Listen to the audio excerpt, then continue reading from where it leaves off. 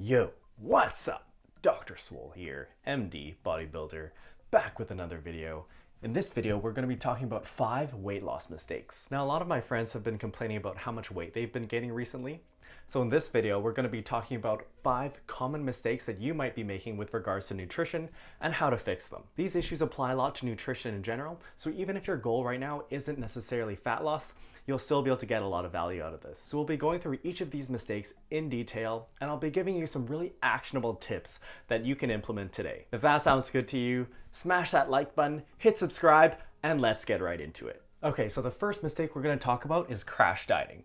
Now, I see a lot of people doing this when they try to lose weight. They go through something really extreme to try and get all of their fat off, and then they can't maintain it after. So there are a couple of components of this.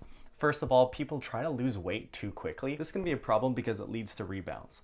Often, when you try and create such a huge calorie deficit, it's very difficult to maintain, and people often give up or bounce back with a lot of weight gain afterwards, what you might hear commonly as yo-yo dieting. The other issue is that if you lose weight too quickly, you might lose muscle. So the solution to this is to try and lose weight at a slow, controlled rate. My recommendation is to aim for a 0.25 to 1.0% body weight loss per week. That is a pretty big range, so you're gonna have to find out what works for you and what you can actually stick to. I pulled this from my Basics of Dieting series, so if you want to learn more, check out that playlist. The other component of crash dieting is following extreme diet plans. I'm sure you guys have heard of all sorts of fad diets on the internet, or people might tell you to cut out an entire food group, or that certain specific foods are bad for you and that you can never have them. The important thing to remember about dieting is that it's all about creating a caloric deficit. And often these diet strategies do work. But the reason they work is because they help you to get into that caloric deficit. Now, the problem with these extreme diets is that they're often not very sustainable. And if the only way you know how to lose fat is to do something really extreme,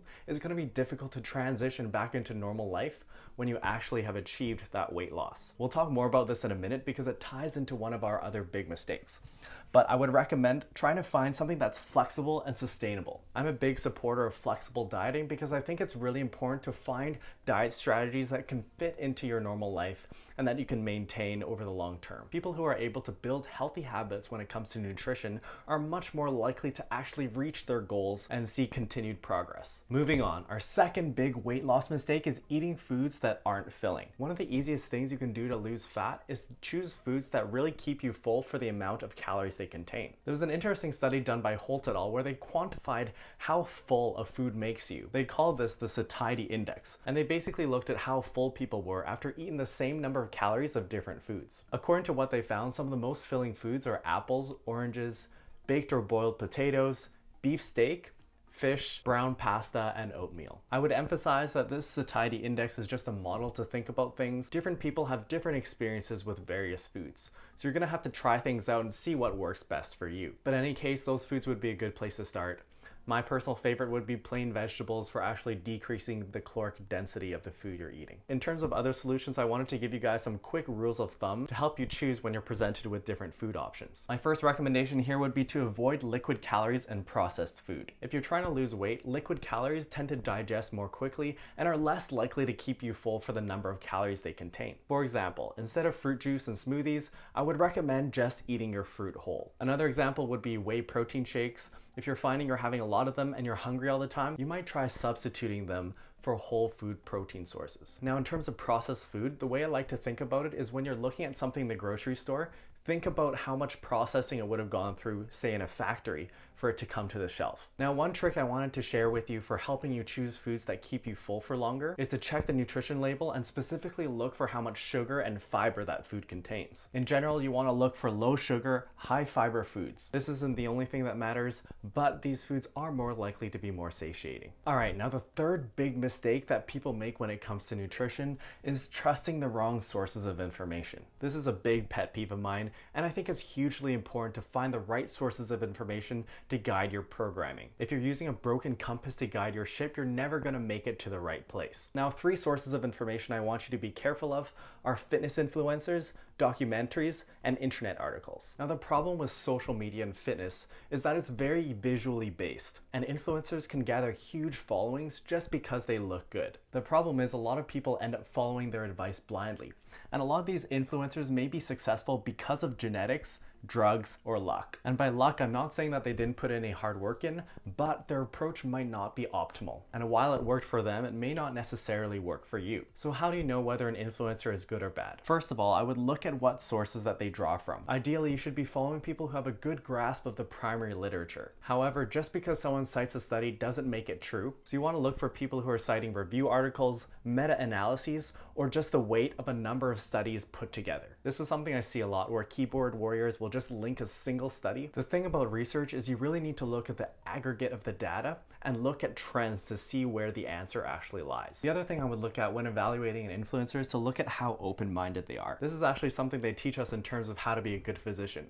You want to look at whether people give you the pros and cons of the situation, and whether they give you the different perspectives, and whether different options might have specific applications depending on the scenario. You should be careful about people who only give you black and white answers, because this often isn't the case in fitness. Moving on, I also wanted to talk about documentaries. Now, the problem with documentaries is that they're designed to engage the viewer. In other words, they're designed to keep you watching and to convince you of a certain side of an argument. The problem is they often cherry pick results to support their conclusions. And in general, I would suggest avoiding documentaries to guide your fitness programming. Another misguided information source is internet articles.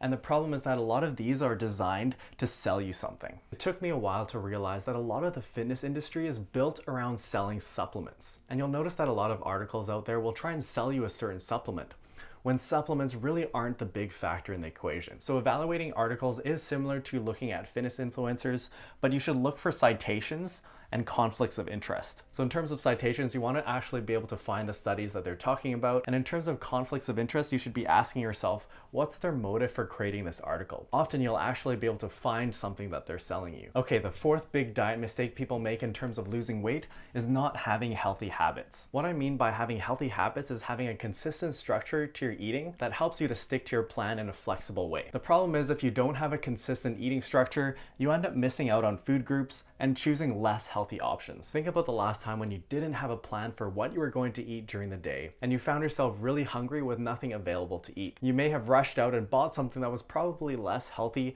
and might have been missing out on protein, vegetables, or fruits. In terms of solutions, I would suggest trying to base all of your meals around a protein source and then vegetables and fruits. Once you have that basic framework, you can add in carbs and fats as needed. The other thing I would suggest is the meal prep for the week. Meal prepping is really helpful in this context because it makes sure that you have foods available that are healthy, and it lays out your meal structure so you're not making impulsive decisions. The fifth big diet mistake I see people make when it comes to weight loss is eating emotionally. When you see food as a reward or a way to make yourself feel better, it ends up derailing you from your goals, and it's an unhealthy coping mechanism. Instead of using food to deal with emotional times, you should try and find other healthier coping mechanisms, like reaching out to friends or doing some other activity that you enjoy. I would recommend trying to look at treats as something to enjoy socially. If you find yourself eating uncontrollably, you should see a doctor for advice. That's all for now, guys. Thanks for watching. If you enjoyed this video, make sure you hit like and leave me a comment below.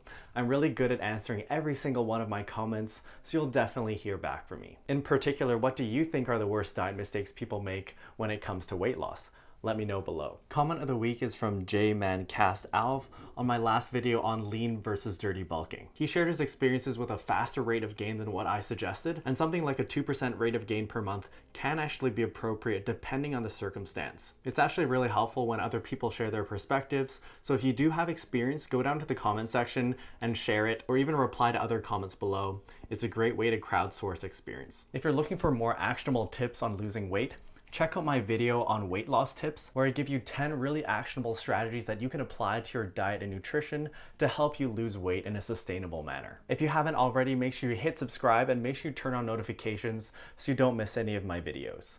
See you next time.